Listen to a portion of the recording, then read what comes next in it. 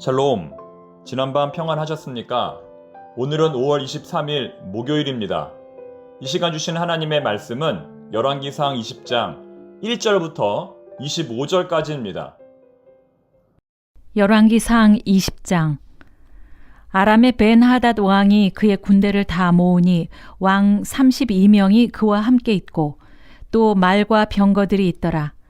이에 올라가서 사마리아를 에워싸고 그곳을 치며 사자들을 성 안에 있는 이스라엘의 아합 왕에게 보내 이르기를 벤하닷이 그에게 이르되 내 은금은 내 것이요 네 아내들과 네 자녀들의 아름다운 자도 내 것이니라 하매 이스라엘의 왕이 대답하여 말하기를 내 주 왕이여 왕의 말씀같이 나와 내 것은 다 왕의 것이니이다 하였더니 사신들이 다시 와서 이르되 벤하닷이 이르노라 내가 이미 네게 사람을 보내어 말하기를 너는 내 은금과 아내들과 자녀들을 내게 넘기라 하였거니와 내일 이맘때에 내가 내 신하들을 네게 보내리니 그들이 내 집과 내 신하들의 집을 수색하여 내 눈이 기뻐하는 것을 그들의 손으로 잡아 가져가리라 한지라. 이에 이스라엘 왕이 나라의 장로들을 다 불러 이르되 너희는 이 사람이 악을 도모하고 있는 줄을 자세히 알라. 그가 내 아내들과 내 자녀들과 내 은금을 빼앗으려고 사람을 내게 보냈으나 내가 거절하지 못하였노라. 모든 장로와 백성들이 다 왕께 아뢰되 왕은 듣지도 말고 허락하지도 마옵소서 한지라. 그러므로 왕이 벤하닷의 사신들에게 이르되 너희는 내 주 왕께 말하기를 왕이 처음에 보내 종에게 구하신 것은 내가 다 그대로 하려니와 이것은 내가 할 수 없나이다 하라 하니 사자들이 돌아가서 보고하니라. 그때 벤하닷이 다시 그에게 사람을 보내어 이르되 사마리아에 부스러진 것이 나를 따르는 백성의 무리의 손에 채우기에 족할 것 같으면 신들이 내게 벌 위에 벌을 내림이 마땅하니라 하매 이스라엘 왕이 대답하여 이르되 갑옷 입는 자가 갑옷 벗는 자 같이 자랑하지 못할 것이라 하라 하니라. 그때 벤하닷이 왕들과 장막에서 마시다가 이 말을 듣고 그의 신하들에게 이르되 너희는 진영을 치라 하매 곧 성읍을 향하여 진영을 치니라.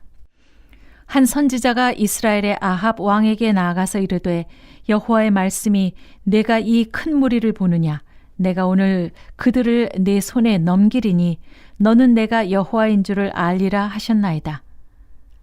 아합이 이르되 누구를 통하여 그렇게 하시리이까? 대답하되 여호와의 말씀이 각 지방 고관들의 청년들로 하리라 하셨나이다. 아합이 이르되 누가 싸움을 시작하리이까? 대답하되 왕이니이다. 아합이 이에 각 지방 고관의 청년들을 계수하니 232명이요 그 외의 모든 백성 곧 이스라엘의 모든 자손을 계수하니 7,000명이더라. 그들이 정오에 나가니 벤하닷은 장막에서 돕는 왕 32명과 더불어 마시고 취한 중이라. 각 지방의 고관의 청년들이 먼저 나갔더라. 벤하닷이 정탐꾼을 보냈더니 그들이 보고하여 이르되 사마리아에서 사람들이 나오더이다 하매 그가 이르되 화친하러 나올지라도 사로잡고 싸우러 나올지라도 사로잡으라 하니라. 각 지방 고관의 청년들과 그들을 따르는 군대가 성읍에서 나가서 각각 적군을 쳐 죽임에 아람 사람이 도망하는지라. 이스라엘이 쫓으니 아람 왕 벤하닷이 말을 타고 마병과 더불어 도망하여 피하니라. 이스라엘 왕이 나가서 말과 병거를 치고 또 아람 사람을 쳐서 크게 이겼더라. 그 선지자가 이스라엘 왕에게 나와 이르되 왕은 가서 힘을 기르고 왕께서 행할 일을 알고 준비하소서. 해가 바뀌면 아람 왕이 왕을 치러 오리이다 하니라. 아람 왕의 신하들이 왕께 아뢰되 그들의 신은 산의 신이므로 그들이 우리보다 강하였거니와 우리가 만일 평지에서 그들과 싸우면 반드시 그들보다 강할지라. 또 왕은 이 일을 행하실지니 곧 왕들을 제하여 각각 그곳에서 떠나게 하고 그들 대신에 총독들을 두시고 또 왕의 잃어버린 군대와 같은 군대를 왕을 위하여 보충하고 말은 말대로 병거는 병거대로 보충하고 우리가 평지에서 그들과 싸우면 반드시 그들보다 강하리이다. 왕이 그 말을 듣고 그리하니라. 왜 하나님은 아합을 도우시는가? 왜 하나님은 아합을 도우시는가라는 제목으로 주의 말씀 증거하겠습니다. 오늘의 본문 열왕기상 20장에 특징이 몇 가지가 있습니다. 첫 번째는 그 분량이 굉장히 많다는 것입니다. 오늘부터 토요일까지 3일 동안 열왕기상 20장의 내용을 우리가 다루게 될 것입니다. 두 번째는 그동안 있었던 엘리야와 아합의 대결 구도가 사라지고 이제는 아람 왕 베나닷과 아합의 대결 구도가 시작된다는 것입니다. 그리고 엘리야를 대신하여 다른 2명의 선지자가 등장하는데 그들의 이름은 나오지 않습니다. 그들은 말과 행동으로 아합에게 하나님의 메시지를 전달합니다. 세 번째는 하나님께서 아합을 도우신다는 것입니다. 이스라엘에서 최고로 악한 아합 왕을 도우셔서 그로 하여금 승리하게 하신다는 것입니다. 대체 하나님은 왜 아합을 도우시는 것일까요? 이러한 몇 가지 특징을 염두하고 본문의 내용을 살펴보겠습니다. 먼저 1절부터 12절까지는 아람 왕 베나닷의 전쟁 도발입니다. 군대를 모아 사마리아를 포위한 베나닷은 매우 교만한 자세로 아합을 조롱합니다. 3절 말씀입니다. 내 은금은 내 것이요 내 아내들과 내 자녀들의 아름다운 자도 내 것이니라 하매. 이어지는 말씀도 읽어보시면 베나닷은 아합의 모든 것이 자기의 것이라고 주장하며 그것들을 다 가져가겠다고 요구합니다. 이에 이스라엘 온 국민들은 분노하며 그것을 당장에 거절할 것을 왕에게 요청합니다. 8절 말씀. 모든 장로와 백성들이 다 왕께 아뢰되 왕은 듣지도 말고 허락하지도 마옵소서 한지라.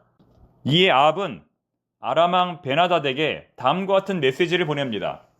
이스라엘 왕이 대답하 이르되 갑옷 입는 자가 갑옷 벗는 자같이 자랑하지 못할 것이라 하라 하니라. 한 번 더 읽어보겠습니다. 갑옷 입는 자가 갑옷 벗는 자같이 자랑하지 못할 것이라 하라. 이 말씀의 의미가 쉽게 이해되지 않을 것입니다. 잠시 설명을 해드리겠습니다. 여기서 갑옷 입는 자란 이제 막 싸움의 채비를 시작하는 자를 가리킵니다. 그리고 갑옷 벗는 자란 전쟁에서 승리하여 이제 전투복을 벗는 자를 가리킵니다. 즉, 본문은 아직 싸워보지도 않고 결과를 장담하지 말라는 것입니다. 크고 작은 것은 재보아야 안다는 것입니다. 우리 속담에 김칫국부터 마시지 말라는 말과 비슷한 것입니다. 영어 성경 리빙 바이블은 이 구절을 번역할 때 알이 부화되기도 전에 병아리의 수요를 세지 말라. Don't count your chickens before they hatch 라고 번역하였습니다. 이와 같이 오늘 본문의 전반부는 아람과 이스라엘 두 나라 사이에 전쟁의 기운이 가득한 상황으로 이루어져 있습니다. 그리고 그때에 하나님의 선지자가 등장하여 아합에게 메시지를 전달합니다. 13절. 한 선지자가 이스라엘의 아합 왕에게 나아가서 이르되 여호와의 말씀이 내가 이 큰 무리를 보느냐 내가 오늘 그들을 내 손에 넘기리니 너는 내가 여호와인 줄을 알리라 하셨나이다. 하나님께서 아합의 승리를 예고하시는 메시지입니다. 하지만 아합이 군인들의 수를 세어보니 너무나 형편이 없습니다. 청년들은 232명, 백성들은 고작 7,000명입니다. 합계 7,232명. 반면에 아람 군대의 숫자는 보병만 10만 명이 넘습니다. 10만 대 7,232. 사실상 200배 정도의 차이가 나는 것입니다. 자, 그리고 여러분, 이들이 언제 전쟁을 하는지 아십니까? 적은 수로 많은 수를 이기려면 아무도 예상치 못하는 순간에 기습 공격을 해야 합니다. 그런데 16절 말씀 보십시오. 그들이 정오에 나가니. 그들이 언제 나갔다고요? 정오에 나가니. 군인들의 수도 부족하고 누구나 버젓이 볼 수 있는 정오에 전쟁을 하러 나갔다는 것입니다. 하지만 놀랍게도 그 시간에 베나닷과 그의 신하들은 술을 마시고 있었습니다. 이 중요한 때에 그들은 술을 마시고 있었다는 것입니다. 그만큼 저들이 이스라엘을 무시하고 우습게 여겼다는 것을 우리가 알 수 있습니다. 따라서 전쟁의 결과는 어떻게 되었을까요? 20절, 21절 말씀, 각각 적군을 쳐 죽임에 아람 사람이 도망하는지라. 이스라엘이 쫓으니 아람 왕 베나닷이 말을 타고 마병과 더불어 도망하여 피하니라. 이스라엘 왕이 나가서 말과 병거를 치고 또 아람 사람을 쳐서 크게 이겼더라. 이것이 바로 아합의 1차 승리입니다. 이처럼 하나님은 아합이 심판받아 마땅한 왕임에도 불구하고 그에게 승리를 가져다 주십니다. 그냥 승리가 아니라 대승리를 안겨주십니다. 대체 왜 하나님은 악인에게 성공을 허락하는 것일까요? 이런 말이 있습니다. 신은 질문을 던지고 인간은 답을 찾는다. 인간이 질문을 던지고 신이 답을 찾는 것이 아니라 신이 질문을 던지고 인간이 답을 찾는다는 것입니다. 이것은 여러 가지 의미가 있는데요. 우리 인간은 하나님이 정화해 놓은 운명대로 사는 존재가 아니라는 것입니다. 스스로 자신의 답을 찾는, 스스로 자신의 운명을 선택하는 존재라는 것입니다. 그렇게 볼 때 하나님은 오늘 아합에게 또 한 번의 기회를 주셨다라고 볼 수 있습니다. 어떤 기회일까요? 하나님의 영광을 드러낼 수 있는 기회, 하나님의 뜻대로 살 수 있는 기회. 하지만 그는 하나님의 영광을 드러내지도 않고 하나님의 뜻대로 살지도 않습니다.